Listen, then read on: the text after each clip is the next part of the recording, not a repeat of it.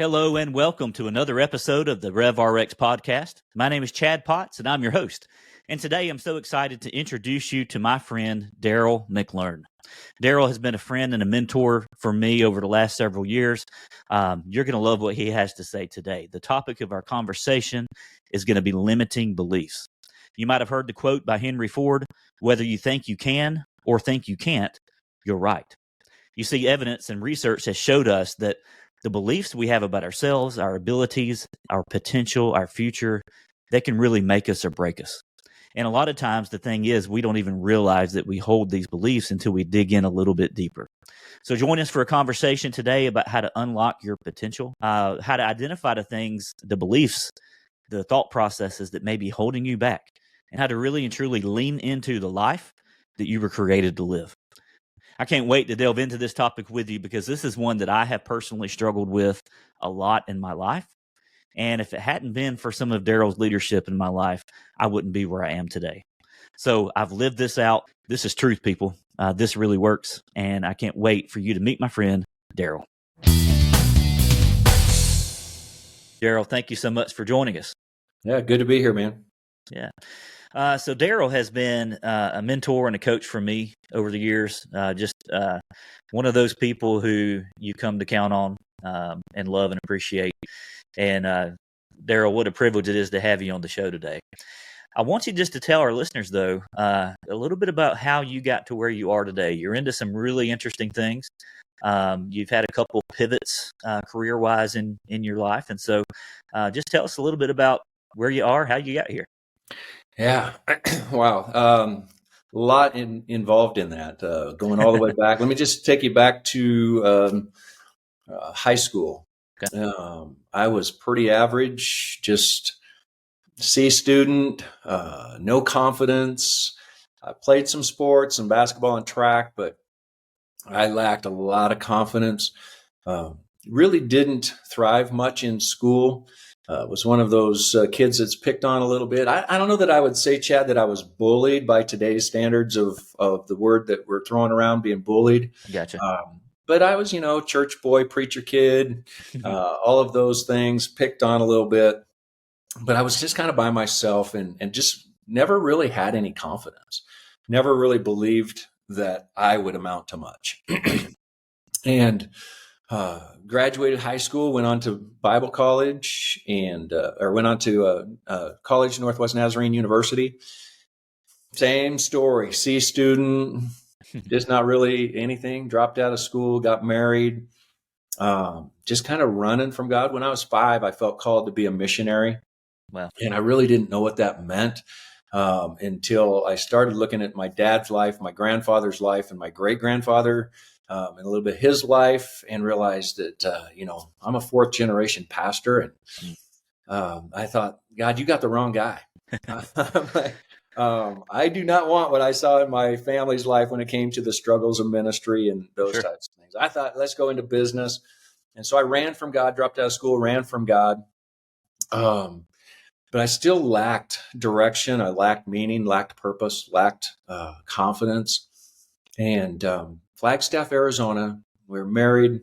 I was sitting at my couch in Flagstaff, Arizona, when God really got a hold of my life. And it was at that point that I knew that he was calling me. Wow. And we made a decision at that point to go to Bible college. And I had a belief shift, and we're going to talk a little bit about that, I think, some beliefs and limiting beliefs. But I had a shift in my beliefs when I really believed that God called me, that he chose me and he wanted me. It changed things. It definitely changed things. I got to Bible college and I became a straight A student. I went from just getting by to getting straight A's.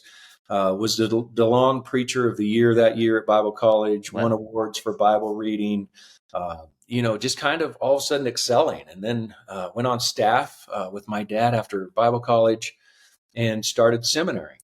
Graduated with honors from seminary and with the Dean, Academic Dean's Award recipient. And as I was thinking back about that, I was thinking, what shifted? What really moved from average, get by, just making it, to excelling in some things. And there was a shift at that moment where I really believed something different. I believed something different about God, and I believed something different about myself, and that what he was calling me to do and what he wanted me to step into. And that was kind of the journey of that first shift.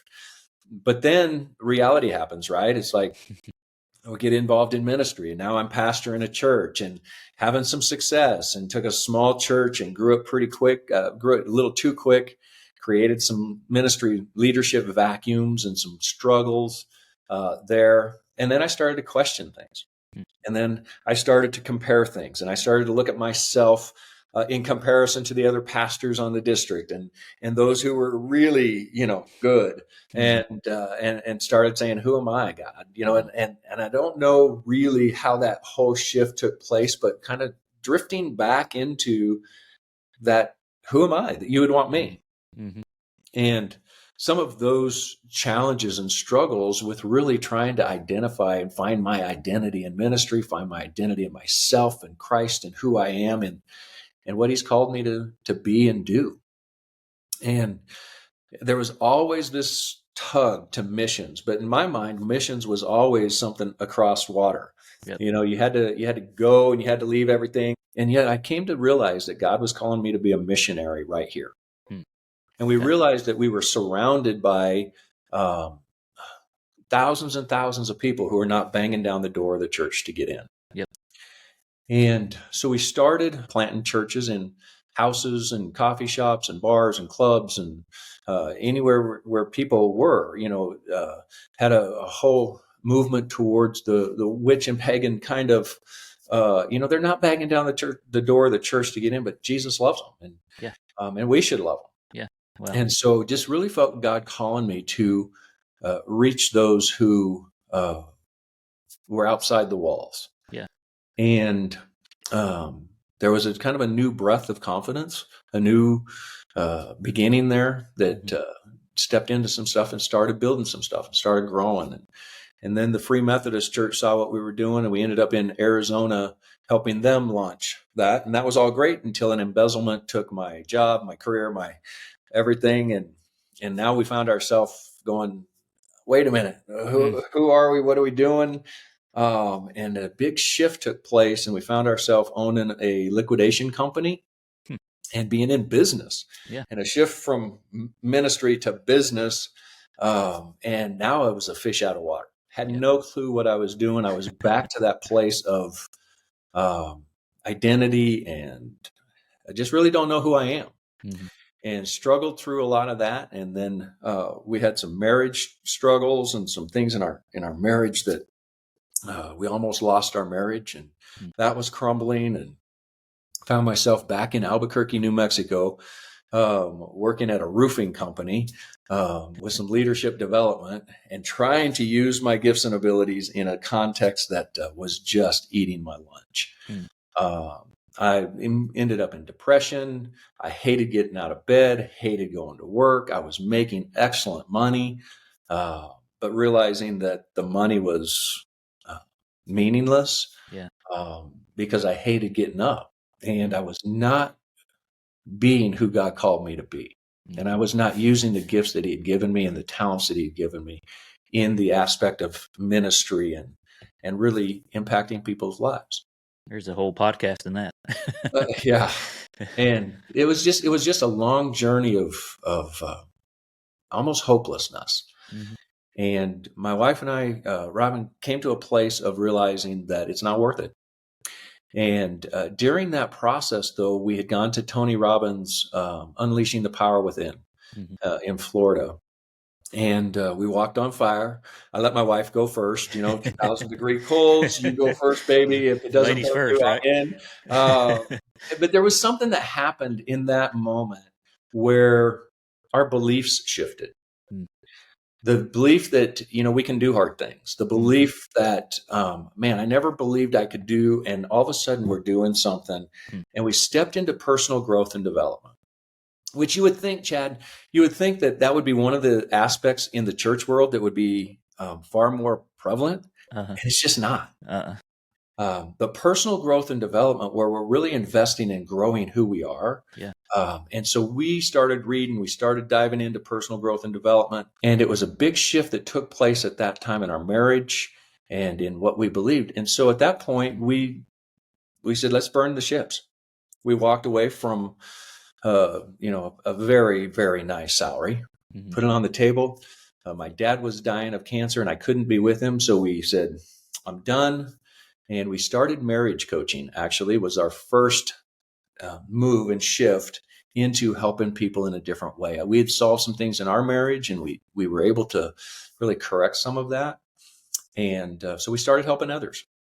And that shifted from marriage coaching into life coaching. We added life coaching. And I was able to be with my dad when he died. I cared for him for 4 months because we had stepped out of the traditional, stepped out of the conventional, stepped out of what everybody expected. And your job sucks, suck it up and go do it. Right. To what do we really want to do?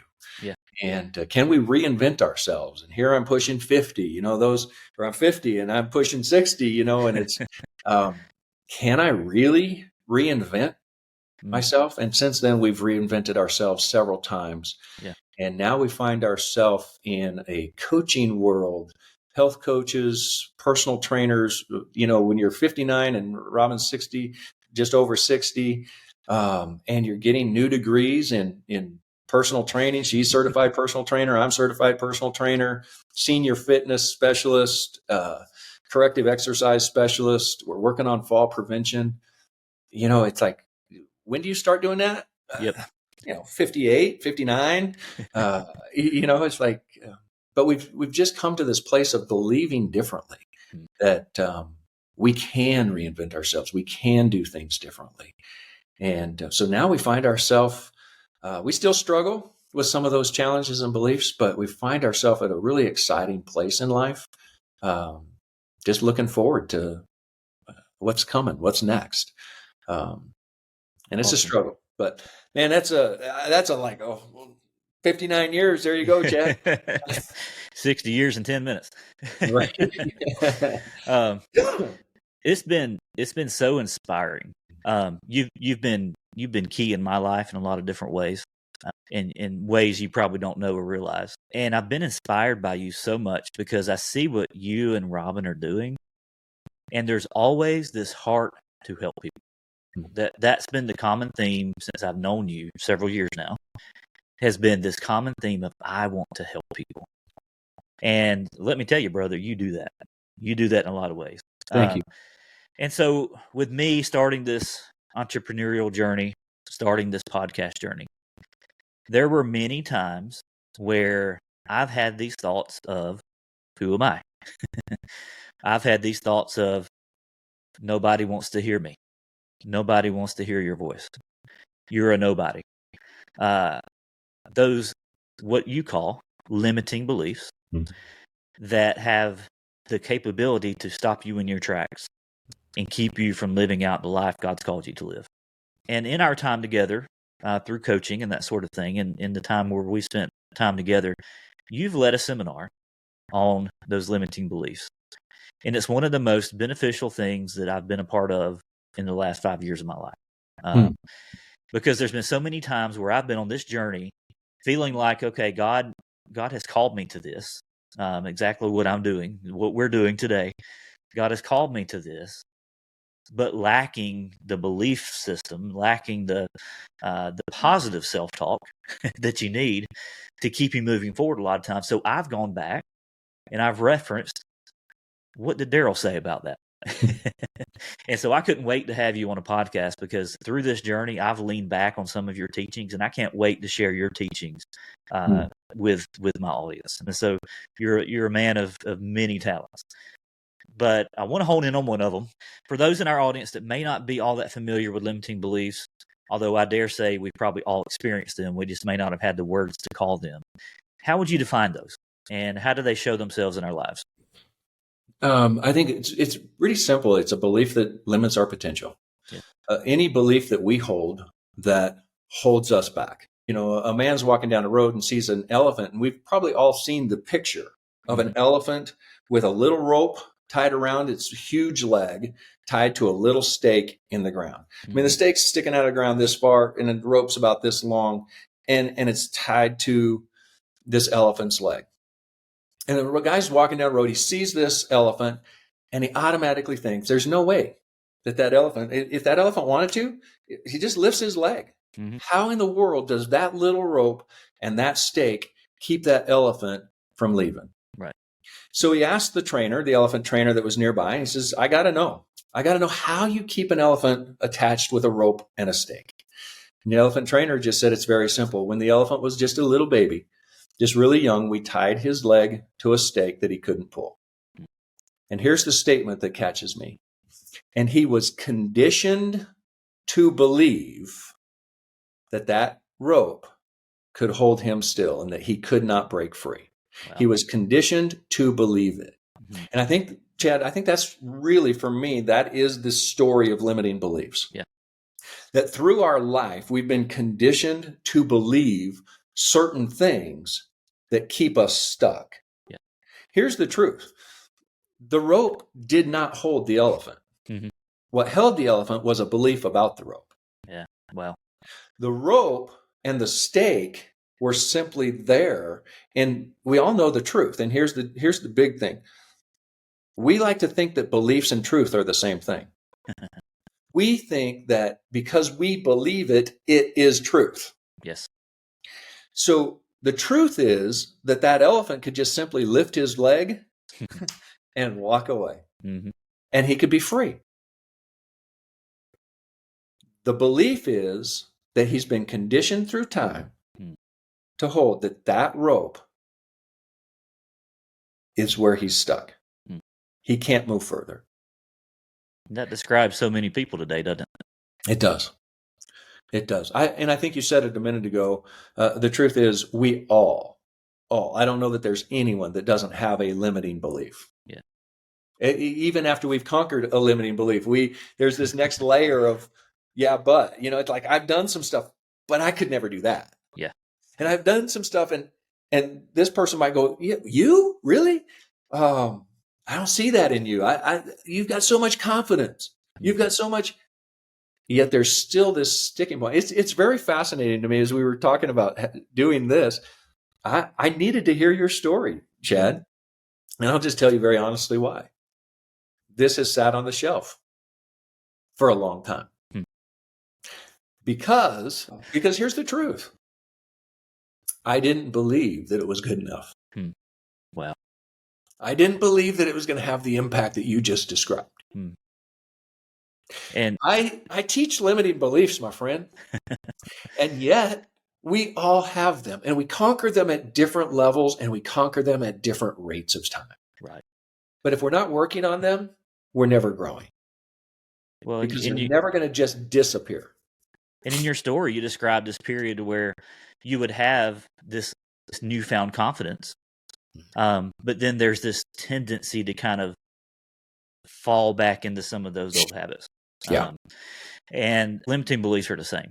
And it's another one of those situations with every challenge in life comes this process of, I don't know if I can handle that. Yeah. And let's face it, life is going to throw us curveballs on a regular basis. It's done in your life. It's done in my life. That's just the way life works, right? Our life is unpredictable. We never know what's going to come up next. And there's this thought process of, I don't think I can handle that. Yeah. When I think about you, I think of an incredible mind, an incredible coach. Like you just have a way with words. And you have a way of being able to kind of meet people where they are that is rare. And I've just, in my mind, I always just think, well, Darrell's always been that way. But when I hear that story of the things that you've overcome and the places where you've been, and there's been places of darkness. Yeah. There's been places of brokenness. Looking at what you overcome to get to where you are today. Yeah. I love that. This whole concept of look at the journey. Look at the path. Don't look at the destination. I think that's super, super powerful. No, thank you. So those limiting beliefs that we have, can you give us some examples of what that might look like in our lives? Yeah. So here's the thing that's our limiting beliefs show up in how we talk to ourselves, whether verbally or non-verbally. Yeah. They show up in our negative self-talk. They show up in the words and the sentences we use. And here's what I found, Chad. It's very interesting. Very rarely would we ever talk to somebody else the way we talk to ourselves. Right. We would never say, "You stupid idiot." And yet that's the way we talk to ourselves. Yeah. Right. And so when we start listening, and I like to say, think about what you think about. Hmm. When we start listening to ourselves, and what are the most common sentences we start using, we'll start to hear "I can'ts," "I shouldn't," I'm too," "I'm this," "I'm that." And they're all from a negative perspective. And negative self-talk is one of the quickest ways to identify the surface level limiting beliefs. But limiting beliefs, we have beliefs and we have dominant beliefs. We have beliefs that are under the surface and way subconscious, and we have these dominant beliefs. And let me just explain real quick for your audience that the difference between a belief and a dominant belief. Yeah, that's I important. believe that Jesus died for everybody. But then I have a dominant belief that I'm unworthy. The dominant belief is what's going to drive my actions. Yes. I believe everybody should eat healthy. My dominant belief is it's too expensive. So I can have a belief about something, but I hold this dominant belief. The dominant belief will always drive our behavior. It will always drive our actions. Yeah. And so we have these beliefs, and we say, "I can't this." And "can't" is always a word that lends itself to a limiting belief. It's "I can't afford it. I can't. I'm too old. I can't write a book. I'm too old. I can't start a new business. I'm too old." Colonel Sanders started his business when he was 65 with $100 of his Social Security check. Yeah. And now we have Kentucky Fried Chicken. Yep. And why do I think that I can't? Because my age. My age doesn't determine my ability. But we've attached that to it. So limiting beliefs are easily identified, or most quickly identified, I should say, in listening to our negative self-talk about what we can't do, or how we're too old or too ugly or too this or too heavy or too thin or too, so those are the things that I think help us identify the limiting beliefs first. Yeah, there was this phrase growing up that we had: "Can't, never could." Right? That's good. And I latched onto that, and I still say that in my family. I Well, still here's say something that. interesting about that word and our brain. I love brain science. I love what's happening in the brain. So the word "can't" triggers something in the brain. The brain is always trying to prove us right. So as soon as we say "I can't," the brain goes and looks for all the evidence to show that. Fascinating. Okay. So I say, "I can't afford it. I can't afford a coach. I can't afford your program. I can't afford whatever." The brain's going to go, "Yeah, because remember you just had that bill, or you remember that just happened, or remember you've got this expense, or remember," and it starts to gather all the evidence to support the can't. Yep. Okay. As soon as you shift that from an "I can't" to a "how can I," your brain tries to go solve the problem. So "I can't afford it." Or better question is get "can't" out of there and say, how could I afford that? And all of a sudden the brain goes, "Well, have you seen the stuff building up in your garage that you haven't used for 30 years? What if you sold this and you got rid of that and you got rid of that, and I haven't used that for 30 years and my health's more important than that?" All of a sudden, instead of the "I can't afford it," the brain went to solve the problem and give you a solution, because you shifted from a "I can't" to a "how can I." That is so powerful. That's what the brain is trying to prove you right. Yeah. We're familiar, and I know you are. A lot of people may not have heard of our RAS, our reticular activating system. The reticular activating system of the brain is the part of our brain that's filtering the things we care about and don't care about. Could you imagine, Chad, if you're driving down the road and every sense and every object and everything is all that you pay attention to all of it? It would be so overwhelming. You couldn't do it. So we have to have a system in our brain that filters out things that don't matter. You're shopping for a car, right? And all of a sudden you start seeing those cars Were they never there in the first place? No, they've always been there. Then why didn't you see them? Because you didn't care about them. Right.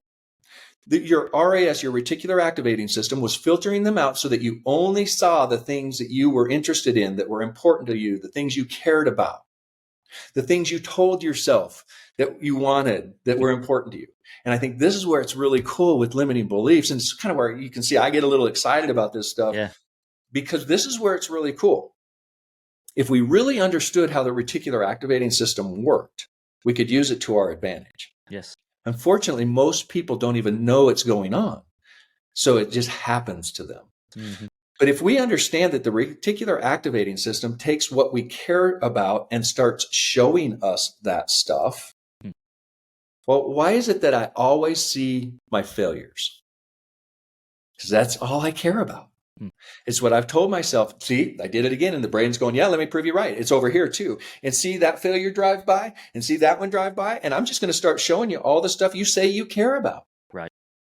What would happen if we started reprogramming our reticular activating system, and we started with some strategies to really be able to say, oh, look, and I succeeded there.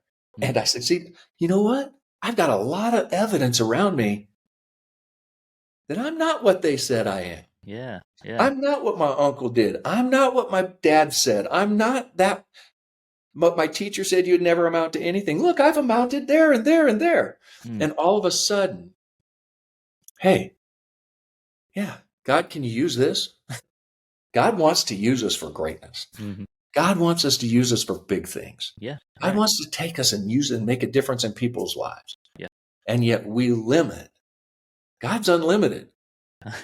And we limit. Yeah. Because all we see is what we've asked the reticular activating system to show us. Yeah. And what makes that so impactful is because that can free us from beliefs that have been holding us back our entire lives. Yeah. I can't tell you how many people from a pastoral perspective that I see that have this long-standing belief about themselves that came from something that they were told as a child. Mm-hmm. Right. And I'll give an example of that. When I was a child, I was not told these words specifically, but through actions and through things, there were several things in my life, whether it be through ball or whether it be through, different coaches and different experiences, that told me I'm not good enough. You're not good enough to start. You're not good enough to make this team. You're not good enough to do this or that. We have to be careful the message we're sending to children. Mm-hmm. Let me just say that. Because some of the things we say to them, we have to be careful, because some of those things stick. Yeah. And so for a lot of my life, I've had this limiting belief that I'm not good enough. And when I look at, the things that I've accomplished and what I have, and this isn't a pat on the back for Chad, but it's just when you look at reality versus you look at the lies that you believe, you see how much you've been held back by it. Mm-hmm. There are people who, their dads have told them, particularly men, their dads have told them something like, you'll never amount to anything. You'll never be this. You'll never be that. And they believe that their whole lives. And it's very much like that elephant. They could easily overcome it. However, that belief keeps them stuck. Yeah. Another thing I'll mention too is not only do we have to be careful what we say to people from a negative standpoint, the opposite also stands true as well. So as we were talking about, the impact you've made in my life, I'm kicking myself. Well, man, why have I not told him that sooner? Because that activates that reticular activating system to say, hey, and that other person, now they're thinking, instead of, man, I'm not good enough. I'm not. Oh, okay. Well, hey, this is an example of when I was good enough. This was an example of when that did impact people. And then you start looking for those.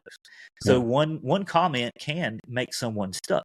Yeah, I appreciate that, man. I appreciate you saying what you said today. I will catalog that now as evidence that, Darrell, you are good enough. Mm-hmm. And this program, this seminar on limiting beliefs is a good quality. Mm-hmm. Can I improve it? Absolutely. I think that's the other thing. If we overcome that limiting belief, we come to the place of realizing that we may not be where we want to be, but it's that journey of, but I have the skills and abilities to make this one notch better. Yeah. And I have the skills and abilities to make that one notch better. Yeah. And can I improve upon this? And because it's a growth process, not a, I went from starting a podcast and a week later I'm Ed Milet. It's like, Yeah. but can I learn something from his journey? Can I learn something from her journey that I can implement this week? And I think that's the other part of this limiting belief conversation, Chad, is that when we strive to overcome limiting beliefs, we have to identify it, but then we also have to recognize the lie that's in it and the truth aside it. Yeah, that challenge. Yeah. Yeah, because once I recognize the truth, then I can start my reticular activating system working off of that truth to find the evidence that, yes, I can move forward. So instead of, I'm so stupid, to the truth is I can learn. And a lot of times we don't know what we don't know until we don't know it. Right. Right. Yeah. But a lot of times we're hard on ourselves on the backside, like, man, why didn't you? Well, we didn't know what we didn't know at that point. And so using what you're given, using what you've learned to improve is always part of it. One of the activities that you had us do in that seminar, Darrell, was to look at the beliefs that we are holding, the things that are limiting us, keeping us, for example, you're not good enough. And challenge that belief. Is that true? That was one of the things I walked away from is, all right, think about the way you talk to yourself. Ask yourself, is that true? And if it's not true, and 99% of the time it's not, if it's not true, then what is the truth? That was a powerful example of how to go about this. So as we kind of wrap up here, what are some things our listeners could do to become incrementally better today? Yeah. First, say this about that exercise. One of the things we have to be careful of is we will be very quick to say, but it is true. Mm. Because challenging the truth is hard. Mm. And I'll be the first to tell you, overcoming limiting beliefs, there's 3 simple steps, but they're hard. Yeah. Because challenging the truth, we're so conditioned to believe that our beliefs are truth. Yeah, that's good. And the other thing is challenging the truth sometimes isn't directly related to the truth. I have to see it a completely different way. So, for example, I'm not good enough. The lie is that in that I'm attaching an identity to something I did here and making that my identity. Mm-hmm. The truth is I can learn. So when we say, is it true or not, we tend to stay back here with, am I stupid or not stupid? Mm-hmm. And it's a this or that. It's a stupid, not stupid. Yeah. Dichotomy. Yeah. Versus what's the truth? The truth is I have the ability to learn. God gave me a brain and it works. Now the truth is I can learn new things. I can learn, if you take any industry, I'm not a rocket scientist. When it comes to rocket science, I'm stupid. That's the truth, right? Same. Well, yeah. But the truth is I can learn. Yeah. And if I started investing my life in learning rocket science, guess what I would have a year from now, 2 years from now, 3 years from now? Yeah.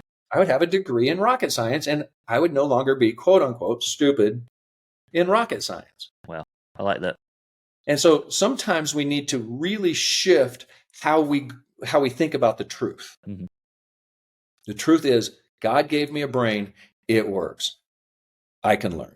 And the truth is, you know what? If I looked at my life right now, not mine because I'm not there anymore, but I'm unhealthy. I'll never be healthy. The truth is I'm unhealthy. Well, what's the truth? The truth is I can make different decisions on how I eat food. Yeah. I can make different decisions on how I go to the gym. God gave me a body. My legs work. My arms work. Even if my legs didn't work and I'm in a wheelchair, I can still learn to do chair yoga, chair this, chair that. But so many times, there's my belief is I can't get healthy because I'm stuck in a wheelchair. Yep. And so I think that's important in that. Now, I totally segued to your actual question, Chad. I'm sorry. No, that's great. And one thing I want to add there is, okay, you may be that right now, but you don't have to stay there. Yeah. And that's important. I'm so glad you went there. So yeah.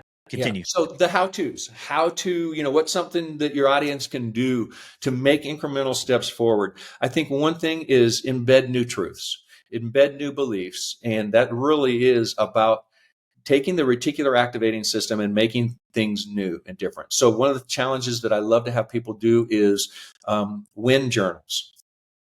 Micro wins. What are my little wins today? What did I do well today? What did I do right today? And write that stuff down and start seeing it. Gratitude journals, things where you start to help yourself start to see the new evidence that's already all around you. Yes. See your wins instead of always seeing the negative.